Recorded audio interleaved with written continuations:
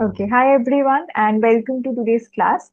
So far, what we have done in international economics for your UGC NET exam is that we have covered all the international trade theories.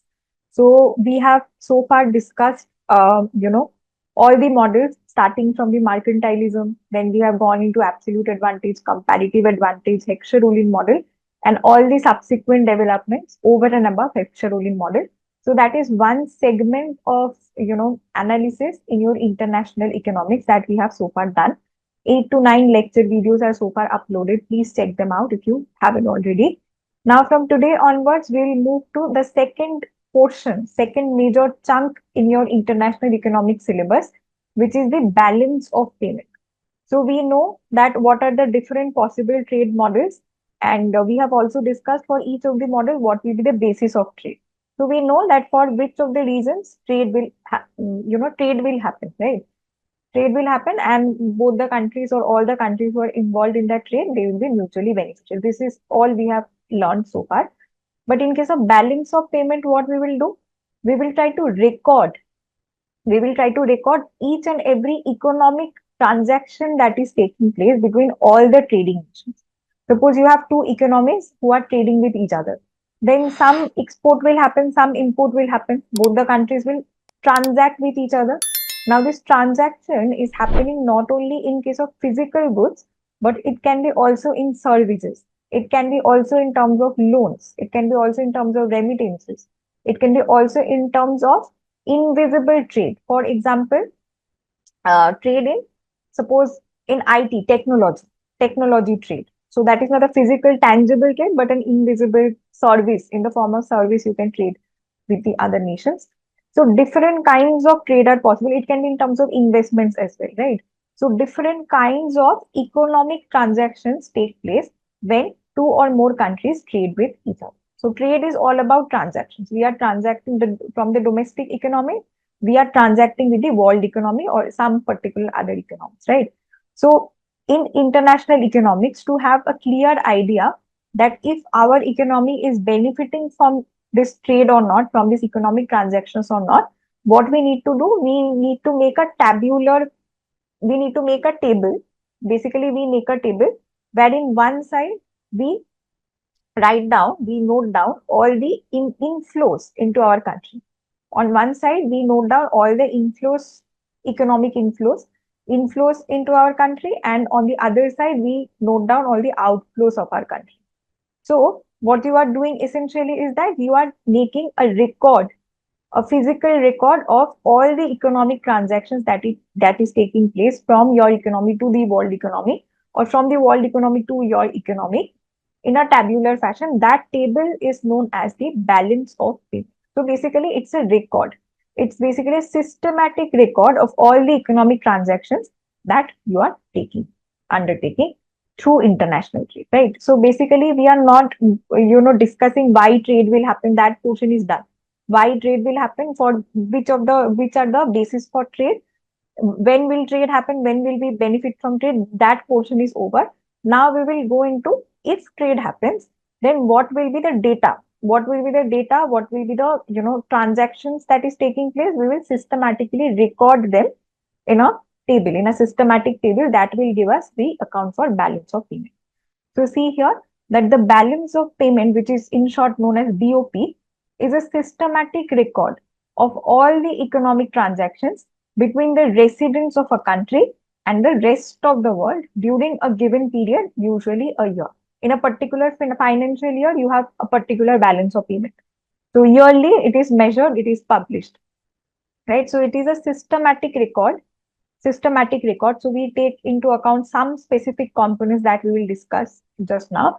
So some systematic method is being followed, some components is being pre-selected, and we take into account the record, the economic record, the data, basically the data on all those components, and we make a table like structure that is given, that will be the balance of payment of a nation, right? So it measures the economic transactions between the residents of the country and the rest of the world during a given period. Now, let me show you what are the different components. So, components basically give you the structure. The systematic structure is provided by the components. In balance of payment, broadly, you have three different accounts. In a balance of payment table, you have three different accounts altogether. First account will be the current account. The BOP is divided into three main accounts. The first account is known as the current account. And under current account, what are the sub components that you measure?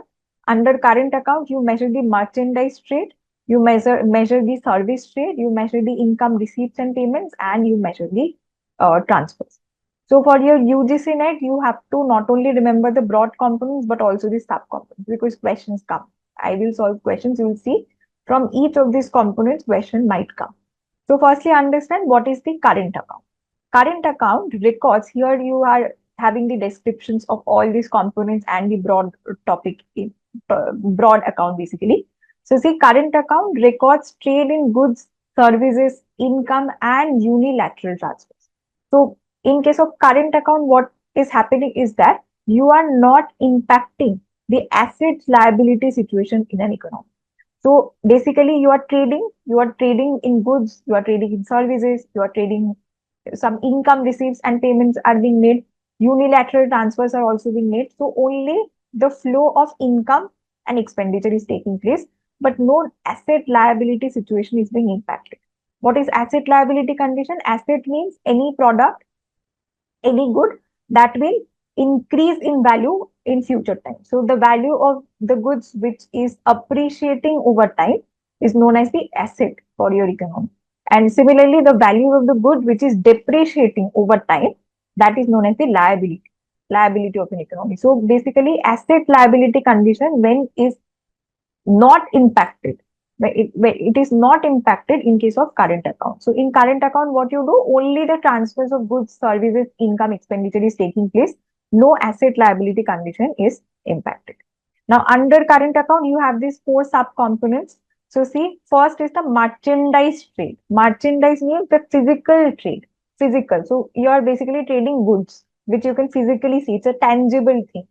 See here, exports and imports of tangible goods, that is known as the visible trade, right? So under current account, the first sub component in this current account, you will measure all these four components individually in for every nation. So merchandise trade is a very chunk, it's a very substantial chunk in case of capital current account accounting.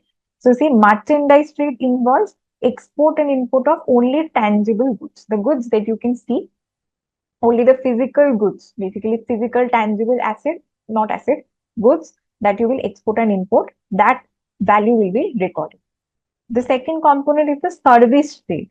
Here what happens? Trade in services. What kind of services? It can be banking services, IT services, tourism services, transportation services. So service in general is not, tangible. Service is the value that you provide. It can be in terms of banking, it can be in terms of IT, it can be in terms of tourism, it can be in terms of transportation. Any kind of service that you provide, you are generating some value for your economy. So that data will also be recorded under current account. Now, the third component is the income receipts and payments. So that will also change the inflow and outflow of income from your country, as not asset, income from your country. So basically, see, this includes interest, dividends, and wages paid to or received from which is received or is paid to abroad. So basically, the any form of income, it can be in form of wages, it can be in form of dividends, it can be in terms of interest payments. Any kind of income received and payment that will also be included under the current account of balance of payment. Because see, again, we are not touching the asset liability conditions. So whenever asset liability condition is not getting affected, you will be under the current account and not under the capital account. And the fourth component and the final component is the transfer component. So unidirectional transfers can happen. One-way transactions, basically like foreign aid and remittances that might come into your economy, or you may be providing that to some other economy. So that will also impact the inflow outflow of income from your country. So basically, all these four components which falls under current account, they does not impact the asset liability situation. I'm repeating this again because this is a very important point. that you need to know. In case of current account, no asset liability condition is impacted, only the income inflow outflow is taking place. Income inflow outflow can happen due to export import of tangible goods. It can happen due to trade in services from all these industries. It can happen for income receipts and payments due to interest, dividend, wages, and all, or it can happen due to unilateral transfers in terms of foreign aid and remittance, right? So this is the first account of balance of payment, which has these four sub parts, sub components, right? I hope this thing is clear to you. Now the second component of balance of payment is the capital account. This is just the reverse of the current account. Here the asset liability condition will get impacted. So all the transactions which impact the asset liability situation of your economy will fall under the capital account. So see, it is the record of capital transaction. Name is capital. That is why capital means it will impact the asset liability situation. So records of all the capital transaction affecting the nation's assets. Right? I hope this is clear. Now it has two subcomponents. First component is the capital transfers. Any sort of capital transfer. It can be including grants, it can be debt forgiveness, it can be migrant transfers. So they are basically capital transfers. It can either bring capital into our economy or it can take out capital from our economy. So any transaction in capital will be under the capital transfers account, which falls under the current account capital account in general. So grants, any sort of grants which can be in exchange of some request, it can be. So basically, IMF is granting loan to Pakistan and all the other nations who needs it, but they are giving many of the criterias. So they have to fulfill those criterias. Only then the loan will be provided, right? Only then in exchange of all the fulfillment of all the criterias, IMF will provide the loans. So that is a kind of capital transfer because asset liability condition will get impacted due to this transfer, right? So this capital transfer, under this capital transfer, you have in grants with criteria, debt forgiveness that will also come with some criteria of asset liability changes, migrant transfer that will also bring about changes in the asset liability situation of your country. So they all fall into capital transaction, which in turn falls under capital account. And the second thing will be acquisition, disposal of non-produced assets. This can be buying and selling of land. Land is again an asset. The value of land is appreciating with time. In future, land price will be, skyrocketed. It's a very valuable asset. So buying and selling of land will fall under capital account. And this is under acquisition, disposal of non-produced assets. So you cannot produce more land. That is not produced, that is acquired. Either you can acquire the asset or you can dispose the asset, or it can be patents. Patents also, copyrights also. Patents, copyrights, buying and selling of land. Patent, copyrights, they are also assets. They are also assets. The value increases over time. So you cannot generate them. You cannot produce this asset. You can only acquire this. Either acquire this or you can dispose of them. Right. So this also falls under the capital account because the reasoning is the same. It impacts the asset liability situation. So this is the second account. So we have learned about what is current account. We have learned about capital account. Now there is a third account, which is there in the balance of payment, which is known as the financial account. Financial account. This financial account, as the name suggests, tracks all the investment flows between the countries. So not only you are not only trading in goods and services, not only providing services, remittances, aids, but also investment fluctuation, investment flow is taking place from one economy to another economy. That any sort of investment can be in terms of foreign direct investment, it can be in terms of portfolio investment, other investments, any sort of investment that you make within the countries or between two or more countries, this will be recorded in the financial account. So it tracks all the investment flows between the countries.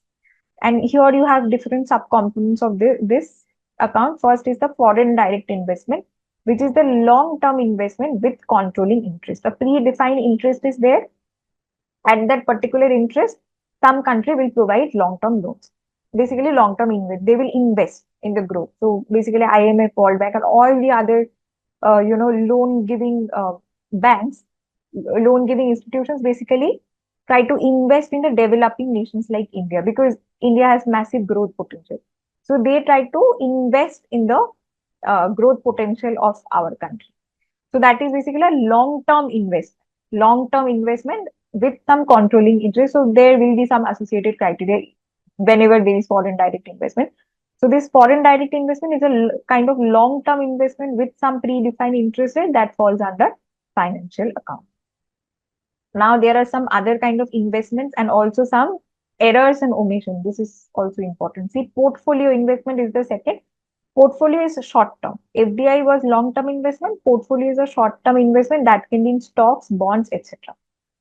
Basically, in the stock market, any sort of investment that is made in the stock market. Suppose you are an Indian citizen, but you are purchasing foreign stocks, USA stocks, right? Tesla stocks and Amazon stocks.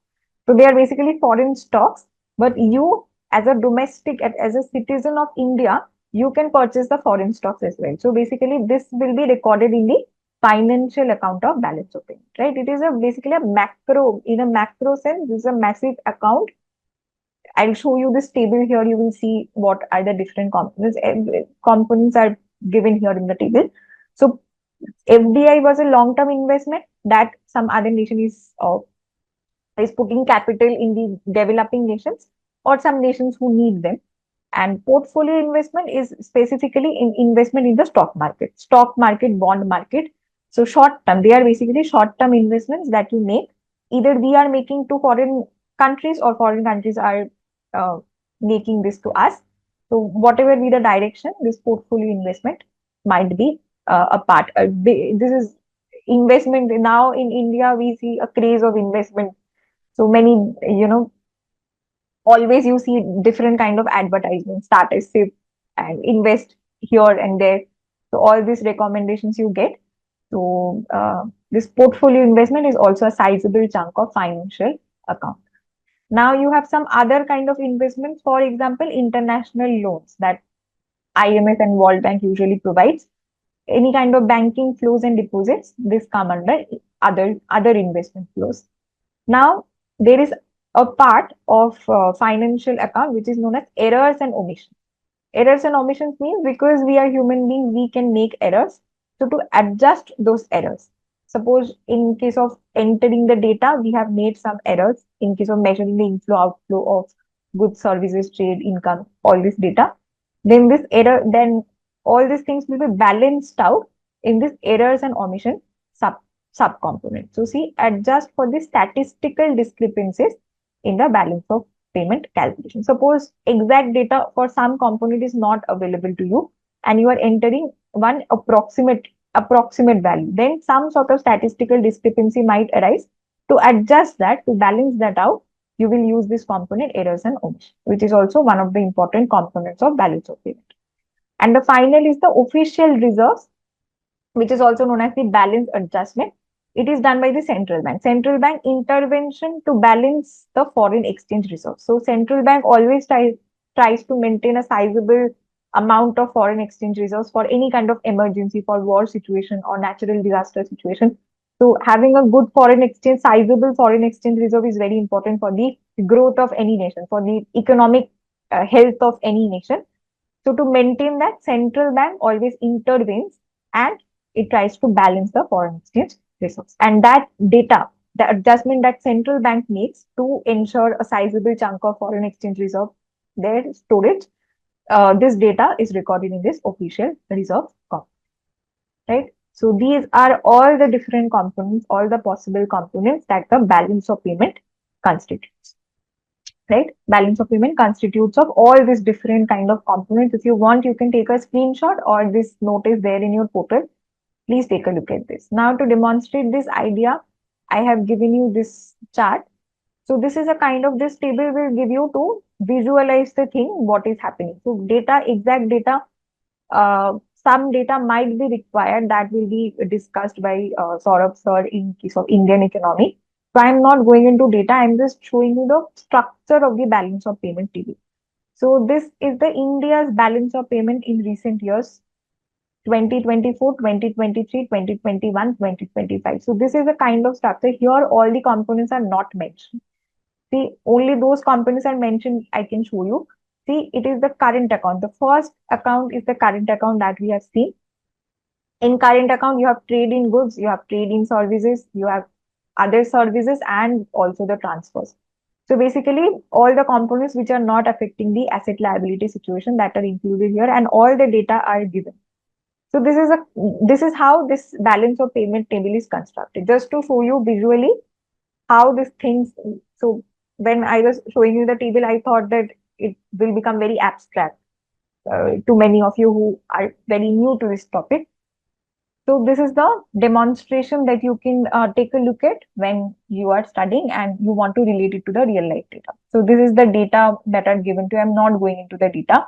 Then you have the data on capital account. Then they have directly given you the balance of payment. They have not made separate account for the financial account, which should be there in the table, which is not there. So there should be another account of financial transactions, all the financial transactions, which is not. So they have included the foreign investment also in the capital account. So ideally, we should make another account, but they have not given that. And balance is there, change in the foreign reserves that are also there. So this is how you construct. This is the general construction of the balance of payment. So visually, you get the idea of what we are talking about. Basically, we are writing the all the inflows and outflows, and then we are recording it in the tabular, right? So this will be the balance of payment visually. I'm not talking about the data again, sort of, sir. All the important data that will be required will be covered by him, right? So please take a look at his lectures. He will cover that. Now see some questions. December 2012 paper, UGC NET. It says arrange the structure of balance of payment account in which they appear. So which of the account comes first, which appear next. So sequential ordering of the accounts that are there in the balance of payment.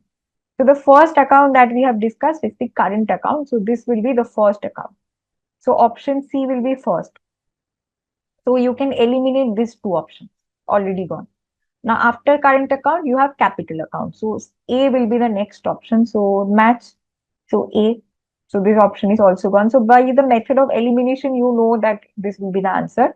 So the next component will be official statements. So basically the official statements that is there by the central bank basically to make out for the foreign reserves, basically to ensure a sizable chunk of the foreign reserves.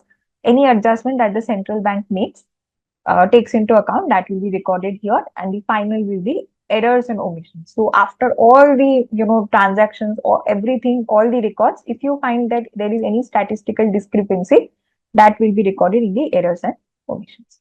So what will be the sequence here? First current account, then capital account, then official statement account, and then finally we will have errors and omissions account.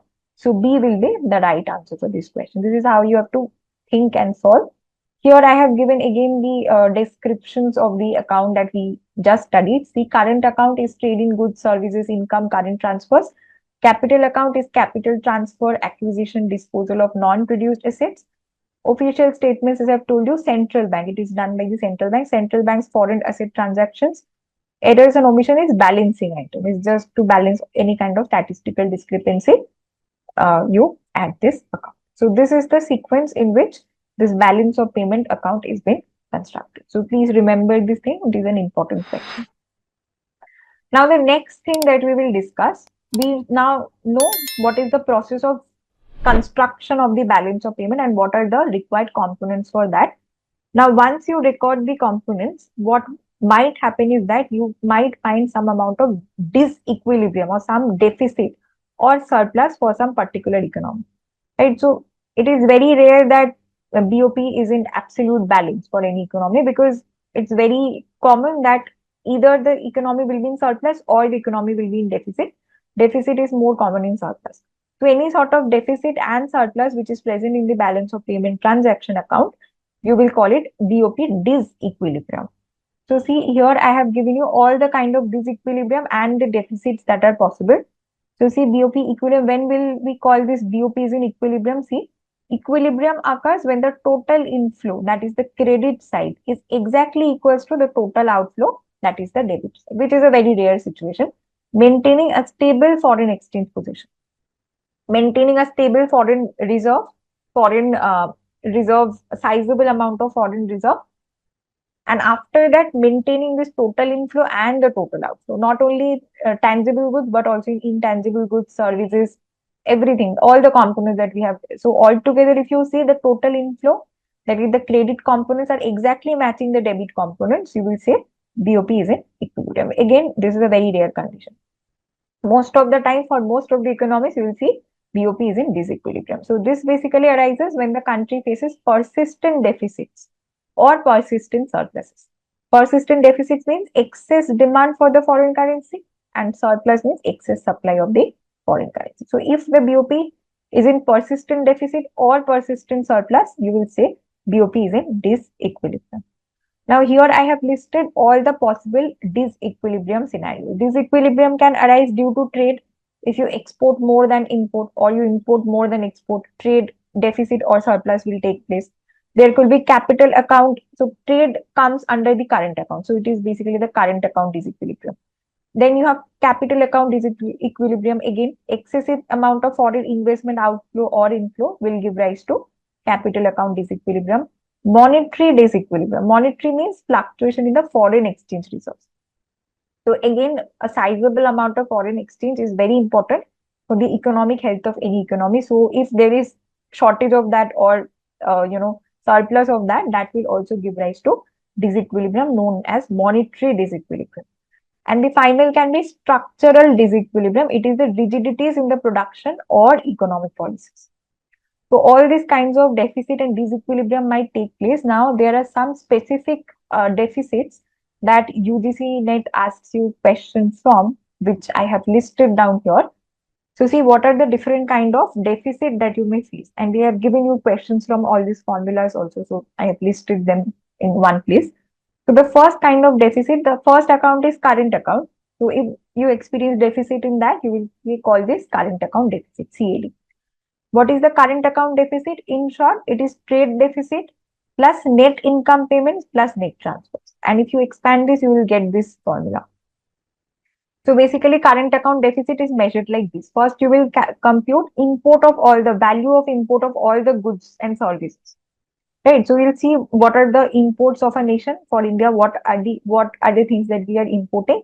You will calculate the value of all those things. Value of not only goods but also services.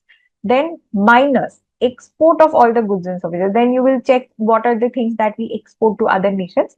Again, you will compute the value of all those goods and services plus the net income payments. Net income payments. So again, the payment received and payment given, basically received and transfers, basically all the income receipt and payment, you will take the net amount of them. So again, subtract between the two, and also the net transfer. So basically any sort of unilateral. So basically we are taking into account all the components of the current account.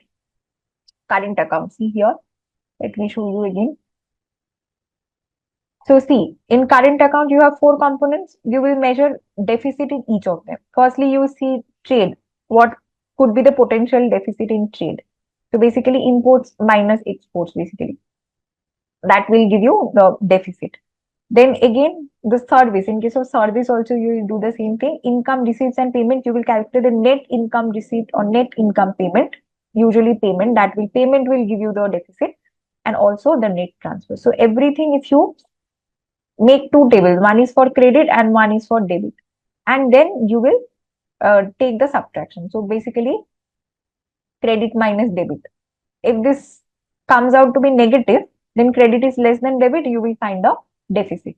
So firstly, you will find out the deficit of the merchandise trade, then you will have for the service, then you will have for the income, and then we will have for the transfers.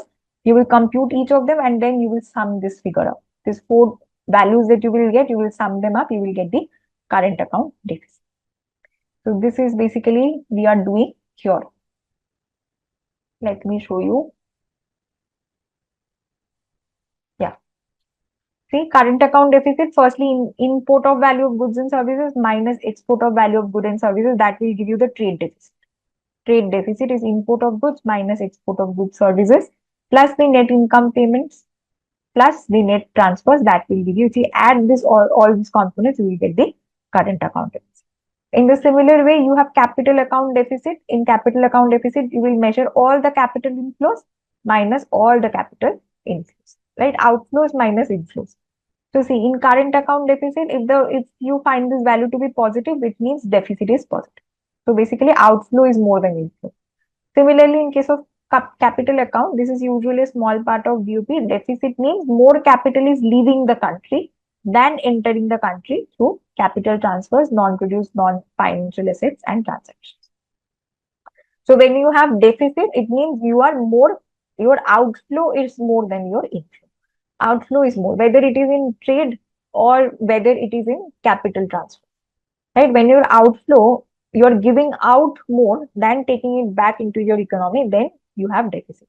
It can be in case of current account, it can be in case of capital account, it can be in terms of financial account as well. If you consider financial account to be a separate account, then again financial account deficit will be outflows of financial capital minus inflows. It includes FDI, portfolio investment, loan, banking, all these things that we have discussed. The deficit means more financial investment is going out than coming.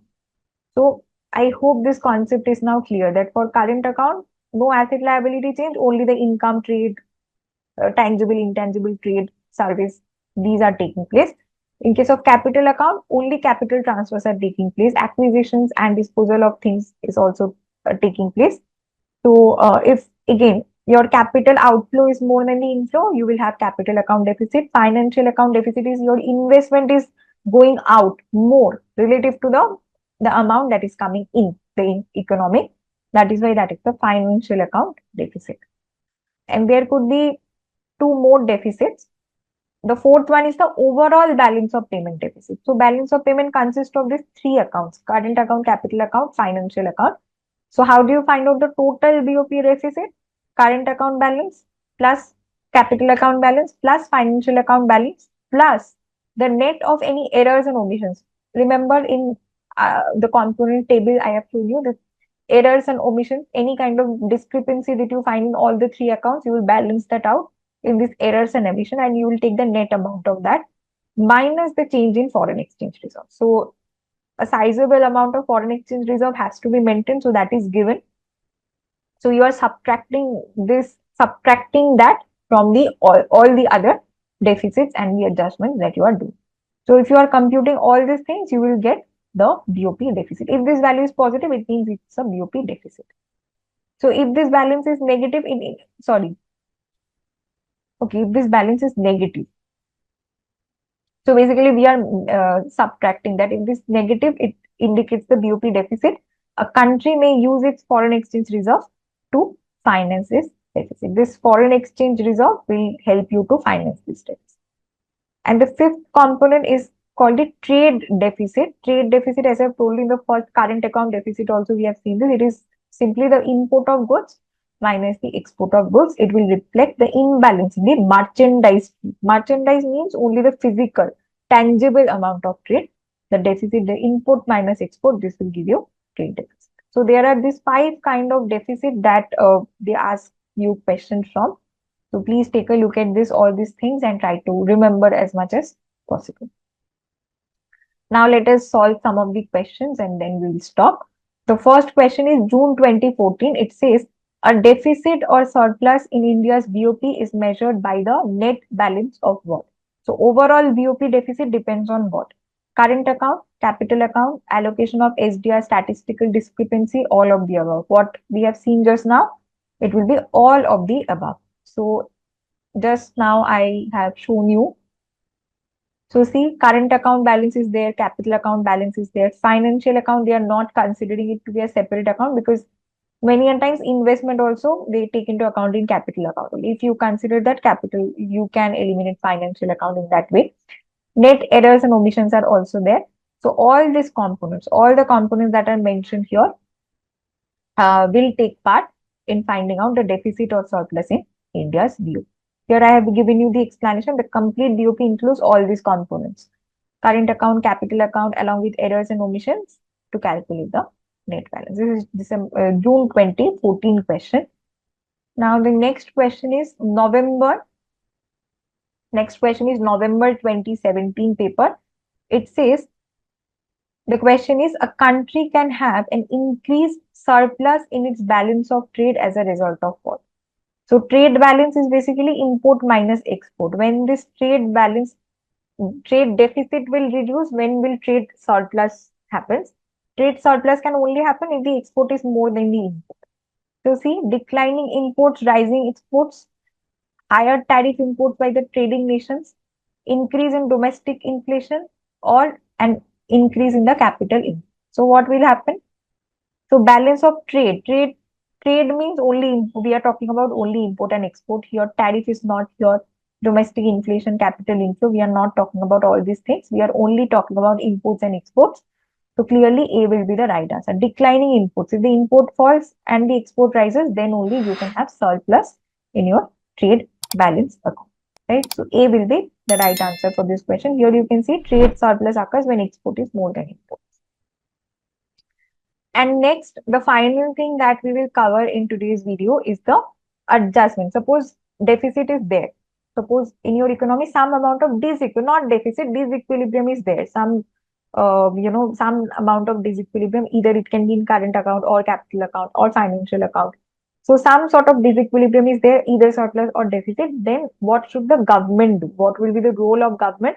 What are the policy options that government can undertake to correct this situation? So this is the final thing that we will discuss in this video. See, governments use various policies to correct balance of payment imbalances. I have listed all of them. First can be expenditure switching policies.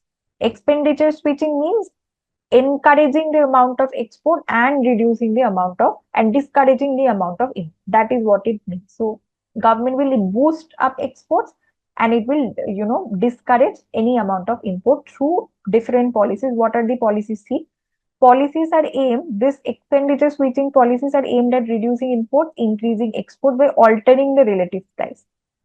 What are the possible methods for that? The best method for doing this is devaluation. Devaluation or depreciation. In fixed and flexible exchange rate method, devaluation, depreciation of currency takes place. Where what happens? Remember this thing.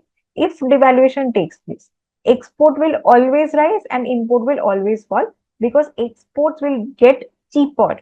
If devaluation takes place, export always gets cheaper and imports always becomes expensive. That is why if devaluation is taking place, export will always rise and import will always fall. You can take it as a thumb rule.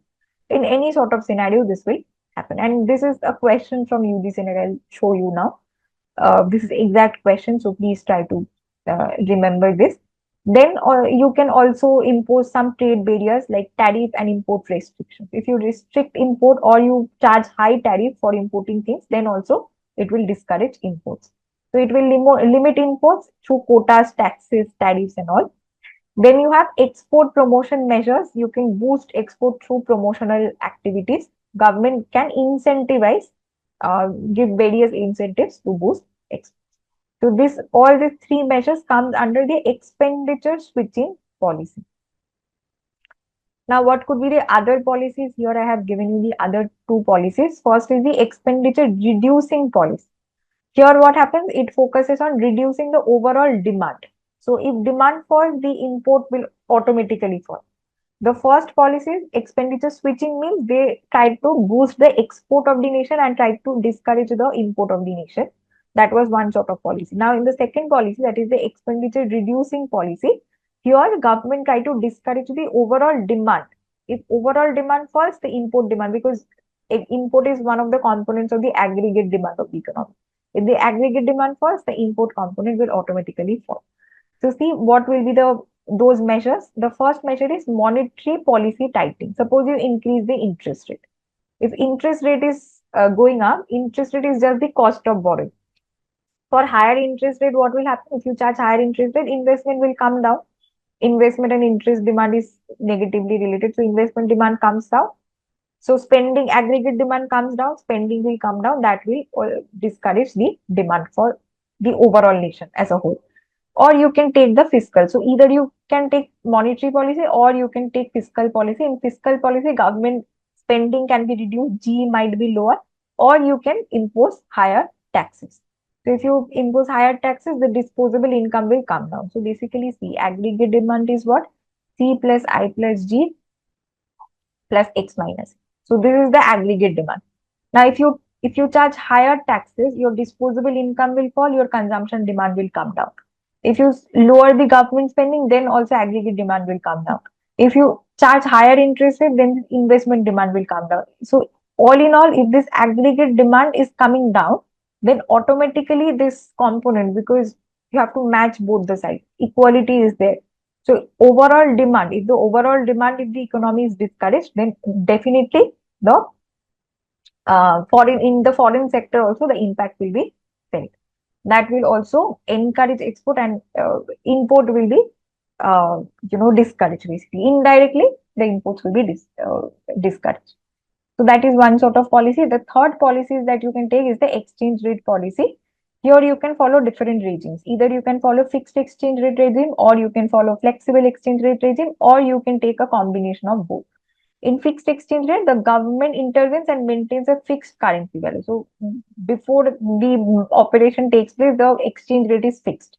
And all sorts of measures are taken to not to fluctuate this kind of exchange, because exchange rate again impacts both the export and the import, right? When we are opening up the economy, when we are entering into the world economy, exchange rate is a very crucial component that impacts both export and import. So if you fix the value of export and import, that definitely impacts the foreign sector, that is export and import both. And in case of flexible exchange rate, what happens? Through the market interplay of demand and supply of the currency, exchange rate is determined. That is also another way the government can adopt. So see, currency value is determined by the market forces. And there is a third method, that is the combination of both. A mix of fixed and floating exchange rate can be taken in order to impact the export and import. So basically, we are trying to indirectly or directly impact the export and import. We always try to boost export. We always try to discourage import. In order to do that, you can take these three different kind of policy. Expenditure switching policy can be taken, expenditure reducing policy can be taken, or exchange rate policies can also be taken into account, right? Now see what are the kind of questions they have given you. Here I have given you one or two questions. The rest of the questions will be uploaded in the PYQ section of your portal. I'll upload them soon. After I finish that, please take a look at all the relevant questions from this. And I hope you get a good idea of this topic, right? So December 2011, assertion reasoning question. Assertion says devaluation can correct the imbalance of the balance of payment, which is absolutely true. We have seen that. Reasoning is saying devaluation raises the price of imported good and reduces the foreign price of exports of the devaluing country. Is this true? What do you think? What I have told you, devaluation makes import expensive and export cheaper. Is this the same thing? Raises the price of imported good. Yes. If the price of imported good is increased, import becomes more expensive. Right? Import becomes more expensive and reduces the foreign price of export. So exports become more cheaper. So this will promote. So both the statements are basically right. So this will boost the exports of the nation and it will discourage the imports of the nation. So what will be the right answer? Both A and R are true, and R is the correct explanation. That is what we have seen in the expenditure switching policy. If you remember, we have seen, let me show you once. In the expenditure switching policy, we have just seen this. Expenditure switching policy reduce export and tries to boost export. Here, the first method is the devaluation of the depreciation. That makes export cheaper and import expensive. This is the exact question that they have given. So this is the first question. Here you can see the explanation. That devaluation makes imports expensive, exports cheaper, improving the current account and correcting any sort of imbalance that is there. And I think there is a final question. Let us see that. Yeah. So this is question from June 2012 paper. It says improvement in the BoP deficit may be affected through what? How will you improve this BoP deficit? What are the policies that government can undertake? Is it import control? Is it export promotion? Is it foreign exchange control? Or is it devaluation? What do you think? We have just discussed this thing. So we have seen, yes, import control might work. Export promotion also works. foreign exchange policies can also be taken, devaluation can also be taken. So all the four options are right. All the four options, these are all the four policies that we have discussed. See, so please prepare these policies well. See, this kind of question, they give you this kind of question. So devaluation definitely works. Also, the government policies of boosting export work, exchange rate policies are also there. So all the four policies, all these four are different important policies that government can undertake in order to correct the BoP deficit. And here I have given you explanation that all the listed measures are standard policy measures to correct BoP deficit by controlling imports, encouraging exports, managing forex reserves, and also adjusting the exchange rate, right? So that is all from my side in this video. In the next video, we will go into different theories and models on the BoP adjustment. Different economists has given us different approaches, elasticity approach, absorption approach. They are also important approaches that questions are formed of. So we will discuss that and we will again solve questions on that, right? So as of now, thank you so much for your time. If you have any questions, please let me know and I'll help you out with that, right? Thank you so much for your time.